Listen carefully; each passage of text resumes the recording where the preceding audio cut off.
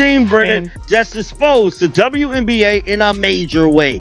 Christine Brennan is one of the best sports writers in the country, has been for a long time. Caitlin Clark is way more important to the WNBA than Tiger Woods was to men's golf, even though he was huge. And to then see this negativity, like why? And what should have been done? I looked seriously at the leadership of the WNBA.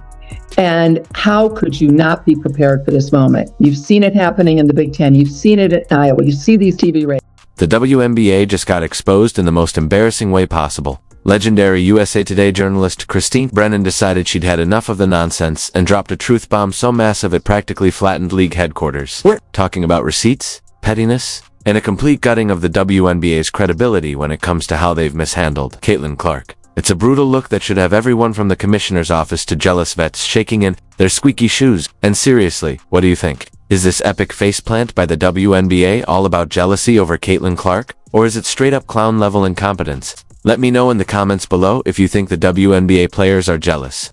Let's go. Came out. What she had to say in this book was going to shake the ground of the WNBA. She's been around for a very long time, and she knows the inner and outer workings of this league.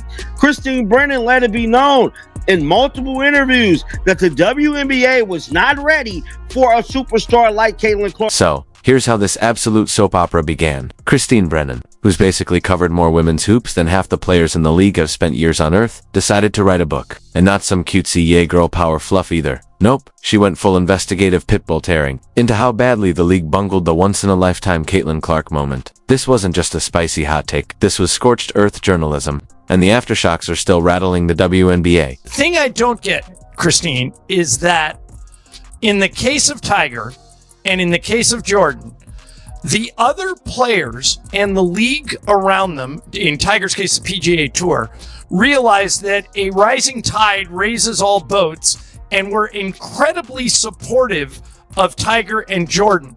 With Caitlin, it seems like, for whatever reason, she's polarizing. Like she's been hit with more flagrant fouls than any player ever this year. They tried to come at you when you were writing a story and said, don't ask questions about why people don't like Caitlin Clark. But I'm going to ask you, Christine, why is she polarizing in your opinion? Why do people not embrace the phenomenon that is Caitlin Clark? Brennan didn't come to hand out participation trophies. She pulled back the curtain on exactly how clueless, jealous, and frankly lazy the WNBA powers that be were when the biggest star women's basketball has ever seen dropped into their laps. Caitlin Clark isn't just another prospect. She's the singular force who took the WNBA from background noise to center stage, and apparently, instead of popping champagne, the league was popping anticides because they hated every minute of their own sudden relevance. One of the big points in the book, I deal with all of this, and my research and reporting, because I was so perplexed as well. I mean, this is the greatest moment ever for the WNBA. Yep. We wish it happened sooner. Of course we wish it happened sooner. There were amazing players who, as you know, Ramona, I mean, both you guys know, were toiling in obscurity, the male-dominated mainstream sports media ignoring. Here's one of the jaw-dropping nuggets from Brennan's expose. The day after Caitlin officially declared for the 2024 draft, she rang up a senior league official for their take. You'd think there'd be fireworks, right? Hype? Confetti cannons? Try again. This league suit told her dead serious that Clark coming in was the biggest thing since Maya Moore. Maya Moore, no disrespect to a legend, but outside hardcore hoop heads, Maya was basically invisible to mainstream America. Folks couldn't have picked her out of a grocery line. Home like everybody else. And I think, guys, that actually helped me understand as a journalist the fascination, because I've covered a lot over my career and been very fortunate to be at Wimbledon's and Super Bowls and Tiger Woods and you name it, I've covered it. And I'm so lucky to have done that. And I found myself fascinated, like, who is this? And I'm getting text messages from guys who would never have watched a second of women's basketball. Good guys, they want their daughters to play sports. I mean, good people, but just And they're texting, are you there? I'm watching. Are you seeing this performance? And that told me something that I actually was very helpful to be at home watching it versus being on press row, talking to a bunch of other journalists, that like, okay, there's something going on in the country here. And it's everyone's fascinated and people are standing in line for hours in the cold around the Big Ten, this barnstorming tour. And it's all about a basketball player who happens to be a woman. And this is where Brennan's decades of experience shine.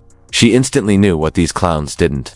Caitlin Clark wasn't just another great player, she was about to become a cultural avalanche, one that would bury every stale narrative about the WNBA being a niche sport. While these clueless execs were busy comparing her to stars who barely move the viewership needle, Brennan could already see that the entire nation was about to be strapped in for the Caitlin Clark show. And how did the league respond to this priceless heads up? They sat on their hands and did absolutely nothing. It's almost impressive how incompetent you have to be to miss the easiest marketing layup in sports history, but it only gets more jaw-dropping. Brennan's book lays it all out. The WNBA suits didn't just fail to prep for the Caitlin Clark effect, they couldn't even imagine it. They were so resigned to being the perpetual backbench of pro sports, so used to irrelevance that they literally couldn't fathom a world where people cared about their product. Picture running a bakery and being stunned when people actually show up to buy bread. That's the level of pathetic. Brennan uncovered unauthorized, which is not ominous at all. You want it to be unauthorized because I can tell the truth, unvarnished. Caitlin's quoted throughout the book. She was great answering any question I asked her, but dealing with these important issues. So you've got a 74% black league. We understand this. I mean, I'm white. You know, Ramona, I think you guys are white. Yeah. We have no idea what it's like to be black in America. And I say that. Let's be brutally honest here. Here comes a white woman from Iowa, and she's going to be the biggest superstar. Now, absolutely, the spotlight's shining on her. Finally, it's shining on all these other players who deserved it for years but never got it. And that's a wonderful turn of events. But instead of focusing on the positives, sadly, the WNBA players, so many of them, not all. And it's not like nobody saw this coming. Brennan's reporting makes it crystal clear that plenty of journalists and even YouTube creators had been following Clark since her Iowa days, already waving neon signs that she was something special. Her fan base was massive, engaged, and ready to buy out arenas the second she turned pro. But the WNBA front office apparently couldn't even be bothered to look up from their spreadsheets. Meanwhile, the stats tell the entire story. In 2023, the Fever's attendance hovered around 4,000 per game, about the size of a Texas high school gym on a slow Tuesday. Then, Caitlin Clark arrives for a preseason warm-up, and suddenly fans are lined up outside 2 hours early like it's a Taylor Swift concert. The building security was literally stunned. They'd never seen anything like it. And an antagonist. And I've argued that the NBA could use a little bit more of hero and villain to popularize the sport again. The WNBA does not need that, because for a lot of America, Caitlin Clark is the hero. And anyone that comes to Caitlin Clark's defense is a hero. And everyone that flagrantly fouls her, speaks poorly of her, acts like she's not great is the villain, and then vice versa on that. How big of a part of the story is that when you look at the conflict surrounding? So, how did the WNBA capitalize on this tidal wave of new fans? Did they roll out the red carpet for their generational cash cow? Try orchestrating dazzling media campaigns? Of course not. They responded like grumpy old neighbors, practically annoyed that all these new eyeballs were finally paying attention. It's almost like they preferred their little pond to suddenly be in the ocean. Absolutely unreal. Grown men on talking head shows wanting to fight each other over women's basketball and talking about it, right? We've got all these hot takes about all this going on, Christine. How big of a part of the story is that for you, and is that for this book? I deal with it for sure in the book. And, you know, I think what we've seen is surprising to me. Having covered women's sports as well as men's, you know, for the length of my career. Here comes Caitlin Clark, and let's say it, and I say it in the book. I go into this in depth.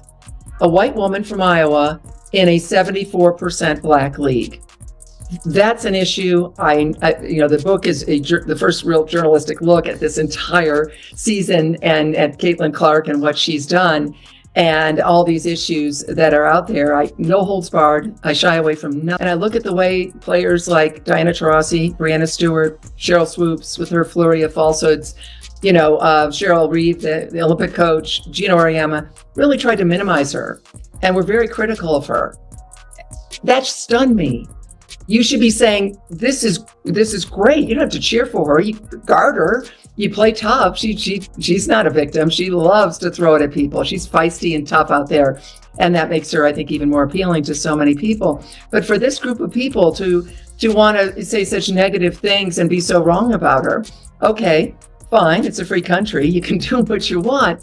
But what she's doing by going into the WNBA, Caitlin Clark is way more important to the WNBA than Tiger Woods was to men's golf, even though he was huge to men's golf. And to then see this negativity Probably the next question would be, or your viewers and listeners will probably say, okay, so like why and what should have been done?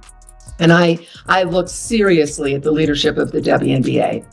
And how could you not be prepared for this moment? You've seen it happening in the Big Ten. You've seen it at Iowa. You see these TV ratings. 4 million more, as I said, watching the women than the men. I think it's worth repeating a few times because it is a stunning statistic. One black. And so we have that moment with these two. But the one thing I know about sports, you need rivalry. That's what makes people watch. They want to watch games of consequence between rivals. They don't want everybody being nice to one another. So the social media is different today than it was in 1979 when it didn't exist. But, I always tell the players, I was told a long time ago, if someone's typing something in and you wouldn't ask their advice, ignore it. So it's a balance, but certainly from a marketing dollars, but corporate partners are stepping up to endorse these players much more so than they were 5 years ago. It's an incredible moment on a global scale for our game, for our players. It's like the fans are absolutely incredible. It's the same when we go on the road. Like there's so many people that are showing up in fever gear. It's really affecting, teams all across our league, which is a really great thing. And, really, I think we're just scratching the